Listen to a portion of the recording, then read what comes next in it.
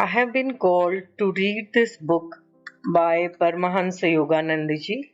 I am doing this as a tribute to my son who crossed over in 2020. It would have been his birthday. I was blessed to have him as my son on 1st November, and as per Indian calendar, his birthday falls on 28th of October. I will read this book as a tribute to my son.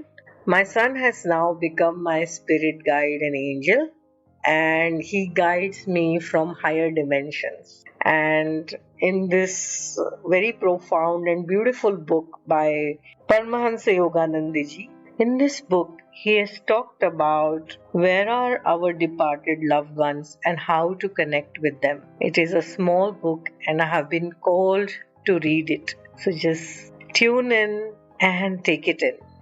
There is a power that will light your way to health, happiness, peace, and success if you will but turn towards that light. Shri Paramahansa Yogananda ji. Where are our departed loved ones? By Paramahansa Yogananda. A talk given at the first Self-Realization Fellowship Temple, California on August 28, 1938. Science has not created or invented anything. It has only discovered what is already existing in God. If we put our minds to it, we can similarly resolve the mysteries about which I am going to speak today. When I talk to you about these things, it is not from what I have read or studied, but from my own direct experience of truth. You may think it strange, but when I am speaking, I am at that moment seeing whatever I am describing to you. And why not? Through an X-ray machine, you can see the skeletal frame and all of the organs of the body. Certainly, the human consciousness has much greater powers of perception than any machine. The little brainless radio can penetrate the ether and receive messages broadcast from miles away. Our consciousness is far more sensitive than this when we learn to finally tune it. Behind the body and all the thoughts identified with it is the subtle inner world, which is vitally linked with this world.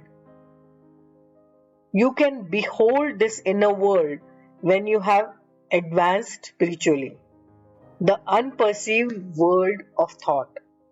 We are accustomed to perceiving and responding primarily to gross manifestations that can be picked up by the senses. For the most part, we remain unaware of the subtle forces around us.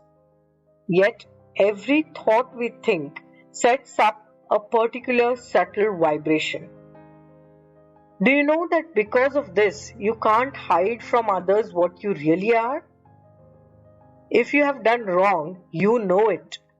Even though you think you may be hiding it, the consciousness of having done wrong is present in your thoughts.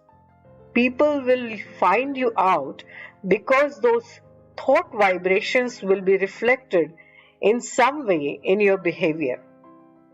The same, of course, is true of good thoughts. When you mentally utter the word God and keep on repeating that thought within, it sets up a vibration that invokes the presence of God.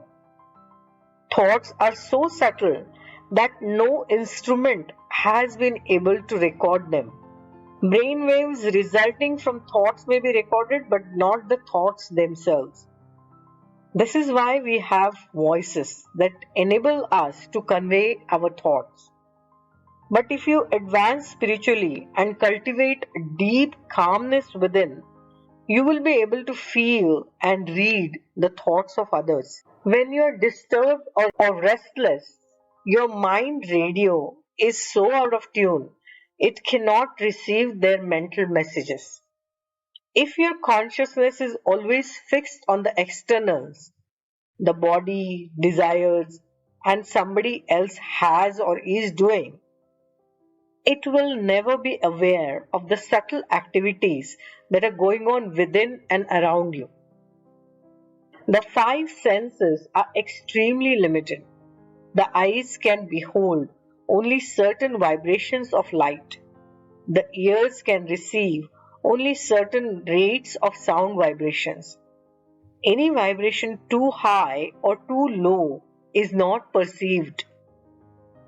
Unheard by most people, the whole universe is sending forth music, the great sound of Om or Amen, the holy comforter emanating from all of creation. They seeing see not, and hearing they hear not, neither do they understand. Thus, Jesus referred to the limited nature of the senses. Man is the inventor of the instruments that can perform miraculous tasks he himself cannot do. The microscope gives him a super sense through which he can see many things invisible to the naked eye. The radio has made available more knowledge about the world than any other modern invention. But remember, it is man's mind that has discovered the universal principles which made possible the microscope and the radio. It is the power of the mind you must cultivate. When you develop spiritually, your sight and hearing, each one of your senses, becomes so refined that you can perceive all the subtleties of which I speak. You will perceive the vibrations of thought, which are the true essence of the gross vibrations to which the limited physical senses are attuned.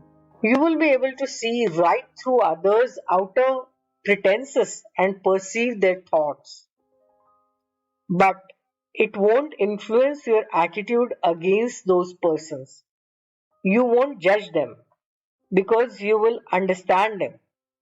God knows all the thoughts, good and bad, of every human being, yet He loves all His children just the same. If you are always looking at the world through a blue glass, everything will appear to be blue. So if you look through a blue glass of prejudice or hatred or emotion, you cannot behold people or conditions as they really are. As soon as you become ruffled by such feelings, your voice becomes harsh and you feel antagonistic and spiteful. But when you remain calm and at peace within, you love everyone and feel friendly towards all. This is the harmony God intended for His creation.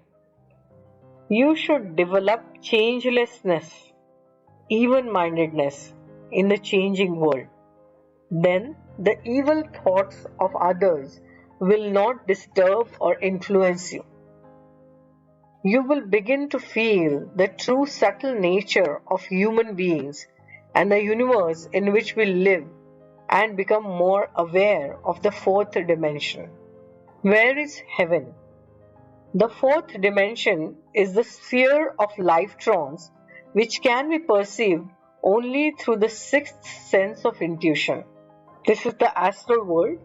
The subtle sphere of Lord's creation is a universe of light and color composed of finer than atomic forces, vibrations of life energy or lifetrons.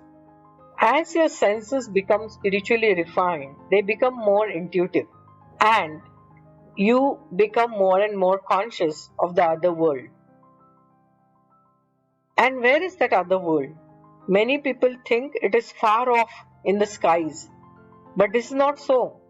The fourth dimension, the astral world, heaven, is just behind the gross vibration of this physical realm. On the astral planets, life is not dependent upon breath or food or oxygen. This is not a fantasy of an overwrought imagination. It is the finding of my own experience. But one must develop spiritually in order to experience and understand the higher forces and laws of life. One such exalted soul was Trilanga Swami. He used to float on the Ganges for days together and sometimes would remain under the water for several hours or days. And why not? When you understand life, you know that it is more than just its physical components. Realized souls can operate the laws of the higher realms even though incarnate in a physical body. Because you don't see these things, you think they cannot be true. But you must realize that your realm of experience is but an infinitesimal part of the Lord's creation.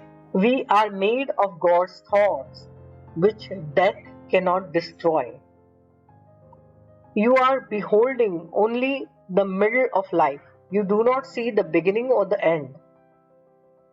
It isn't even reasonable to assume that death is the end, that we, who are so intelligent and full of life, cease to exist as soon as we fall asleep in death. The whole human being is a cluster of the creative thoughts and consciousness of God, which physical death cannot destroy. If death were the end, then there is no God, and there are no realized masters. It is all a pack of lies. The great ones wouldn't urge you to become better, for what would be the use if, good or bad, we all are junked at the end of life? What would be the value of the scriptures? Why should good men try to be even better? There would be no justice whatsoever if this present existence is all there is to each individual life. What of those souls who live only for a few years or live in blind or crippled bodies? Know the right way to find your loved ones. True spiritualism is a wonderful science. It enables us to know that there is a life beyond this world and that all of our loved ones do indeed continue to live on, though they have shed the physical body. But the modern practice of spiritualism has ruined the meaning of the real search for knowledge of the spirit world. Many who believe themselves to be spiritualists don't really know what they are talking about.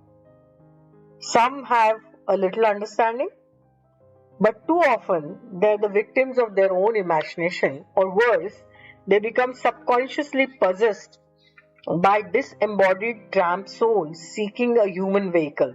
These tramp souls delude and misguide the medium and indirectly those who seek his counsel.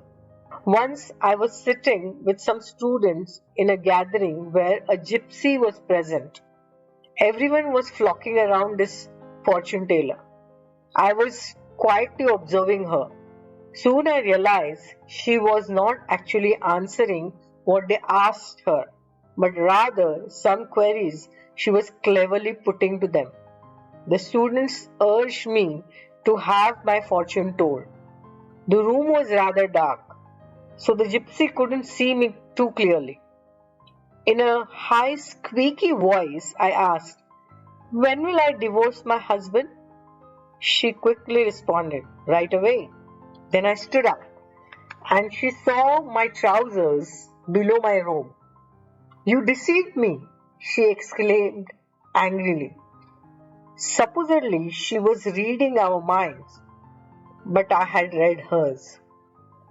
Because of my long hair, she had thought I was a woman, and that is why I tested her with that question. So, in spiritualism, as in any other field, there are some frauds, and among those that do have some psychic development, there are many who are well intentioned but whose psychic powers are not guided by wisdom and self realization. In any case, it is unwise and can be dangerous to toy with the spirit world through seances and mediums. You cannot contact saints through such channels, and if any spirits are invoked, they will be for the most part from the lower astral realms. But if you're truly sincere, it is possible by meditation and spiritual development to contact the departed loved ones or great saints. The astral world has many spheres. When we awaken in the morning, we find we are exactly the same as before we went to sleep. Similarly, when we and our loved ones awaken in the astral world after death, we are exactly the same. Only generally we may be more youthful in appearance and free of disease. We don't become angels merely by the instrument of death. If we are angels now, we'll be angels in the hereafter. If we are dark, negative personalities now, we will be the same after death. Just as there are slums and beautiful parts of the country here, so it is in the other world. According to the way you have lived your life on earth, whether you have lived a good, pure life or a mean, ugly one, you go to a better or darker region in the astral world. Jesus spoke of these different regions. In my Father's house are many mansions. The astral planes are of differing atmospheres or vibrations, and each soul that passes on from this earth is attracted to whichever atmosphere is in harmony with its own particular vibration. Just as fish live in the water, worms in the earth, man on the earth, and birds in the air, so souls in the astral world live in whichever sphere is best suited to their own vibration. The more noble and spiritual a person is on earth, the higher the sphere to which he will be attracted, and the greater will be his freedom and joy and experience of beauty. On the astral planets, beings are not dependent on air or electricity in order to exist. They live on variously colored rays of light. There is more freedom in the astral world than in the physical world. There are no bones to break because there are no solids there. Everything is composed of light rays, and everything takes place by the power of thought. When souls in the astral want to produce a garden, they merely will it, and the garden comes into being. It remains as long as it is willed to. When a soul wants the garden to disappear, it goes away. Communication with the astral, a secretly guarded science. Communicating with souls in the astral world is not a simple accomplishment. It is a science secretly guarded by nature. God does not want us to limit our love to the members of our family, but to learn to give the same love to the whole world. It is to teach us this, that the members of our family are taken away one by one. Thus, we learn to turn our love to others. If we love purely and unselfishly and develop spiritually, we can learn the secret science of maintaining a link with our loved ones after death. The human heart is so strong and often so unreasonable. A boy meets a girl, they fall in love with each other. They grow up, marry, have children, and think these are mine. Possessiveness makes people forget they were strangers before they met, and that death will sever their present relationship, and that the children they call their own have only been given to them to look after during one lifetime. When their loved ones are snatched away by death, they grieve and wonder what life is all about. The attachment of human affection is such that losing our loved ones brings a severe longing in the heart and often creates rebellious thoughts within. Though I was still a little boy, I knew deep in my consciousness, long before her death, that my mother was to go. When she passed on, I cried and cried. I searched everywhere, but I couldn't find her. Divine Mother, I prayed, if you are here, you must answer me. Why did you make me love my mother so much and then take her away? Was it to punish me and torture me? The answer came when the Cosmic Mother said, who gave you mother? Who gave you father? It was I who gave you your beautiful mother. When I realized it was because of God that I had such a wonderful mother, I thought, God alone holds the key to this mystery of life. And I began to search deeply within and to pray. Divine Mother answered and told me why my mother was taken away. It is I who have watched over thee life after life in the tenderness of many mothers. See in my gaze the two black eyes, the lost beautiful eyes thou seekest. After I found Divine Mother, I also found my earthly mother again in the astral world and talked to her. Such communication is possible. You can convert yourself into a broadcasting instrument or a receiving set. If you seek a departed loved one by very strongly and continuously meditating on that soul, you will receive an answer.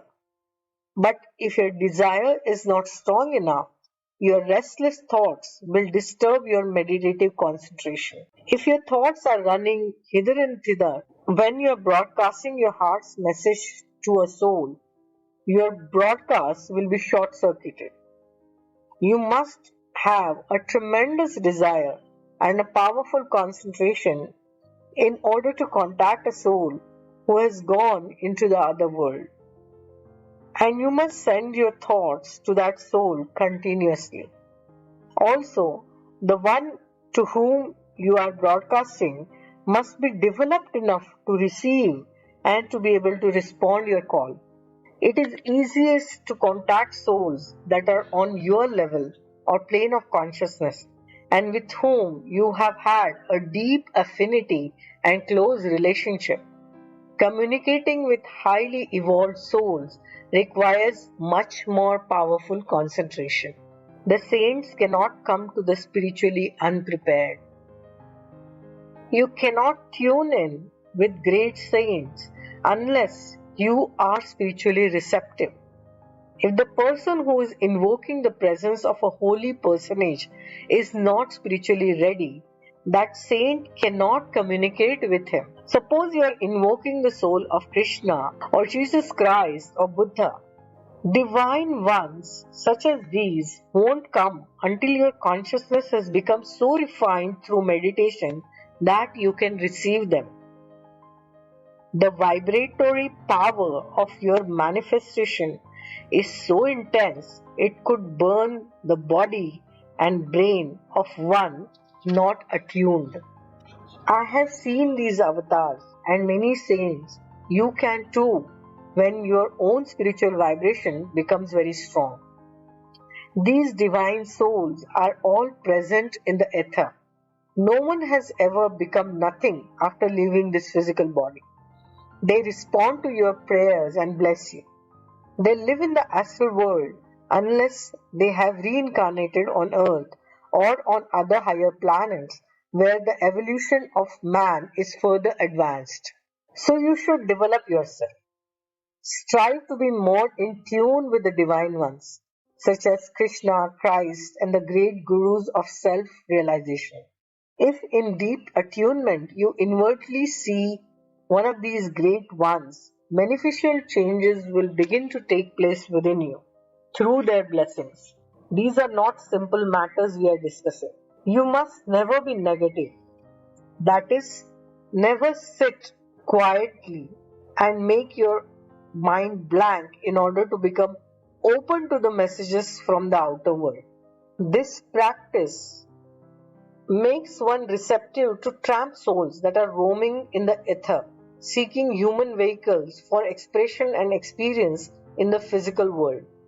These souls are of low type with strong attachment to this world, which prevents them from natural adjustment to better life in the astral world.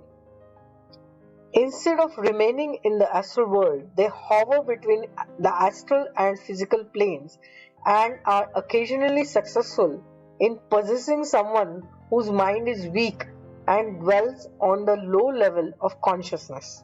The devils that Jesus cast out were tramp souls.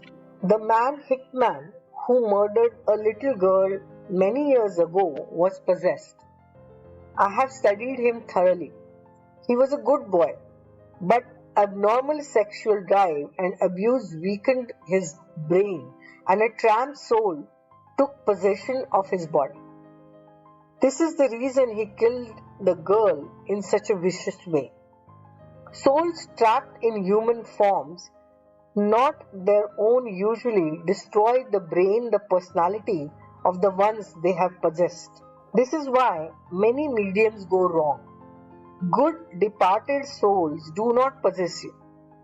They do not even come without a proper invitation, one that is issued from a high level of consciousness. In order to draw good souls, you must develop deep concentration and lift your consciousness to a pure spiritual plane. In the superconscious state, you can consciously direct the trend of your experiences. So, if you are meditating, you are on a high plane of thought. Tramp souls or negative or evil souls living on the lower astral planes cannot get in touch with you. One who is highly developed and has mastered all levels of consciousness can see into all realms of the astral world, high and low, and he can spiritually help the souls on those planes to work out some of their karma. That other world is as real to me as this one. Sometimes when I sleep on my left side, I see all kinds of dark souls dancing around. I bless them and they go away. I rarely see such souls when I sleep on my right side, because the right side of the body is the positive side. There is a stronger flow of the divine life current there, whose spiritual vibration serves as a screen blocking off negative forces. This is why during practice of the self-realization Om technique, the meditator is taught to concentrate on the cosmic vibration in the right ear. When you are thinking of God or meditating upon God or concentrating at the Christ consciousness, Kutastha Chaitanya, center, at the point between the eyebrows, no astral beings can intrude on your consciousness. God is deeply respected in the other region, even by the lower astral beings who cannot stand high spiritual vibrations. Technique of sending thoughts to departed souls. To send your thoughts to loved ones who have passed on, sit quietly in your room and meditate upon God. When you feel His peace within you, concentrate deeply at the Christ center, the center of will, at the point between your eyebrows, and broadcast your love to those dear ones who are gone. Visualize at the Christ center the person you wish to contact. Send to that soul your vibrations of love and of strength and courage. If you do this continuously, and if you don't lose the intensity of your interest in that loved one, that soul will definitely receive your vibrations. Such thoughts give your loved ones a sense of well-being, a sense of being loved. They have not forgotten you any more than you have forgotten them. There is still the dim memory in their consciousness of the loved ones they have left behind. When you want to feel a response from such souls, concentrate at the heart center or the Anahat chakra. When you concentrate deeply enough, they may first appear in dreams. It is possible for them to do so. Sometimes you may have the same significant dream several times. So, not all dreams are meaningless. If your mind is calm and attuned, you will know someone is trying to get in touch with you through that dream. As you develop spiritually, your loved ones may appear to you in visions in meditation. And when you are very highly developed, you can behold those souls right here in front of you. Saint Francis used to see Jesus Christ in the flesh every night. But you must be really advanced before you can have such an experience. If you deeply meditate on God, He will show you all of these things. Instead of weeping and feeling a sense of loss after the death of those who are dear to you, always send them your love. By doing so, you can help the progress of those souls and they can help you. Never drag them down by unreasonable feelings of selfish attachment and sorrow. Just say to them, I love you. Send your thoughts of love and goodwill to your loved ones as often as you feel inclined to do so, but at least once a year, perhaps on some special anniversary.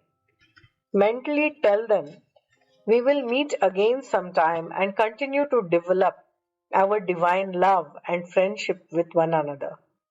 If you send them your loving thoughts continuously now, someday you will surely meet them again. You will know that this life is not the end, but merely one link in the eternal chain of your relationship with your loved ones. We can find the loved ones who have been reborn. Ordinary souls remain in the astral world for a karmically predetermined time and then reincarnate on earth.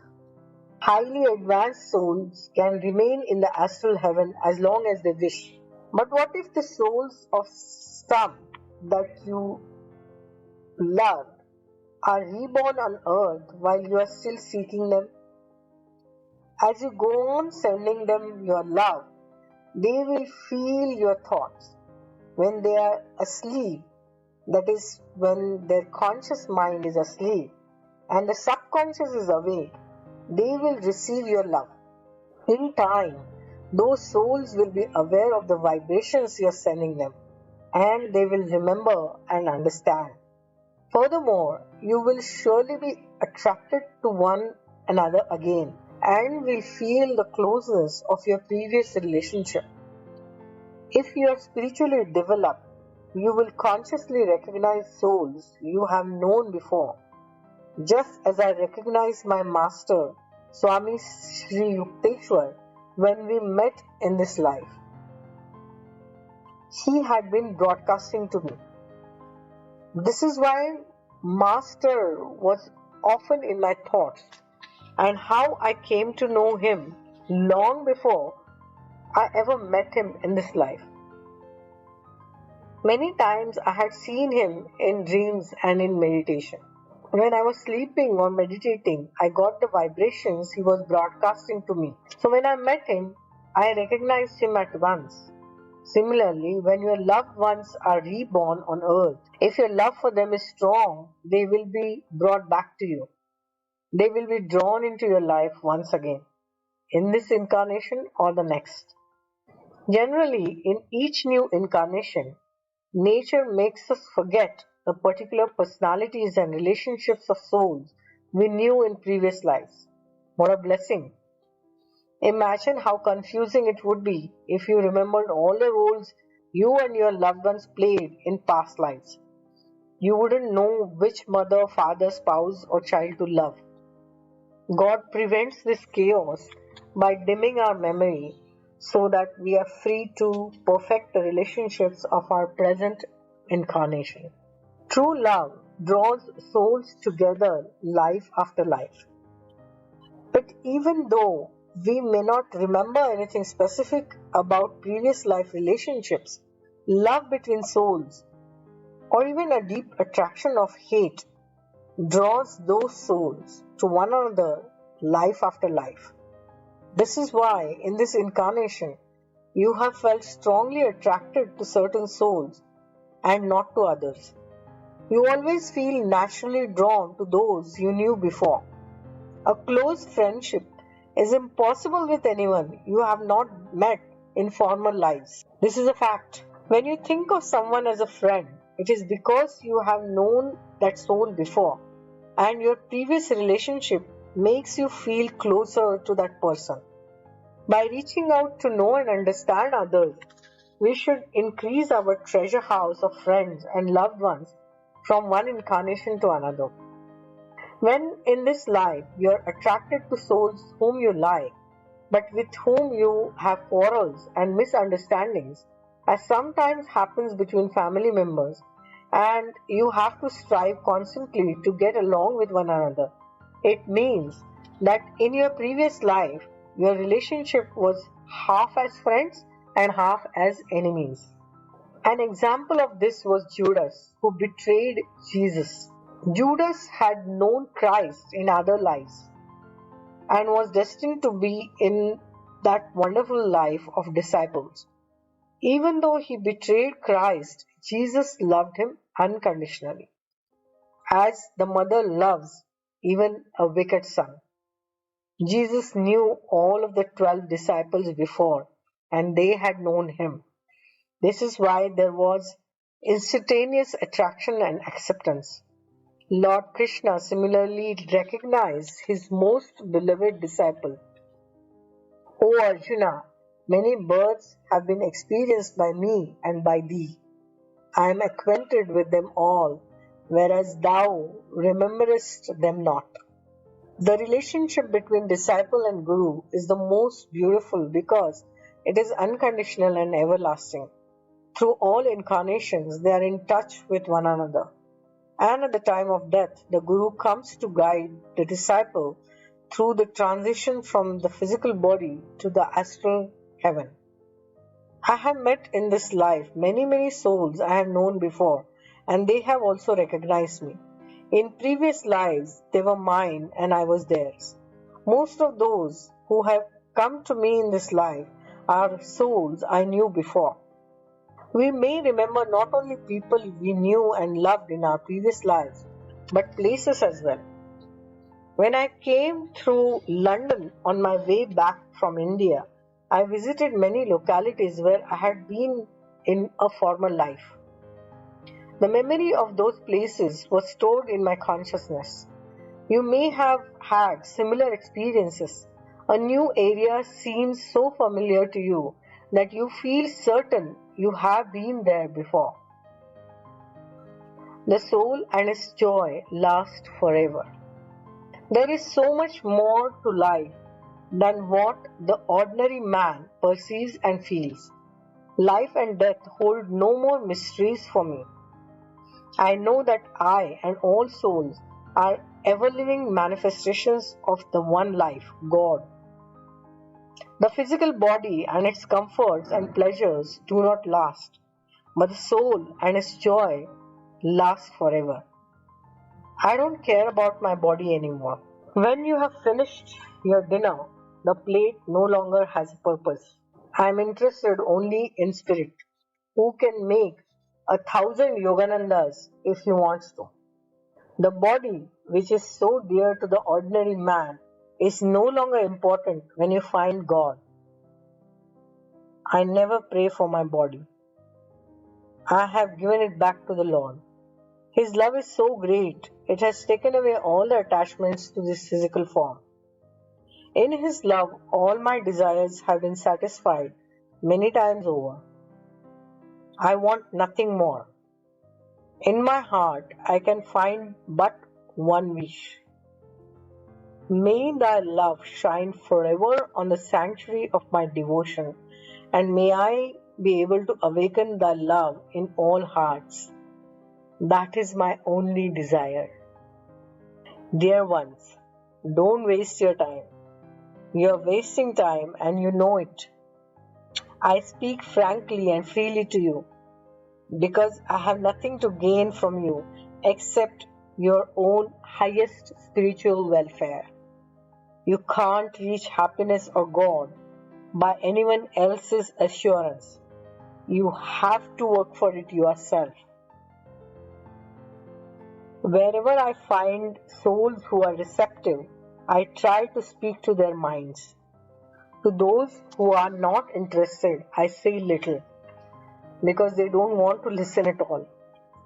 But those who are sincerely seeking God, I try to reach through their thoughts and draw them to Him. In God, you and your loved ones have existence and joy everlasting. Thank you so much for tuning in and listening to this very, very profound and beautiful book by Paramahansa Yogananda ji. Lots of love.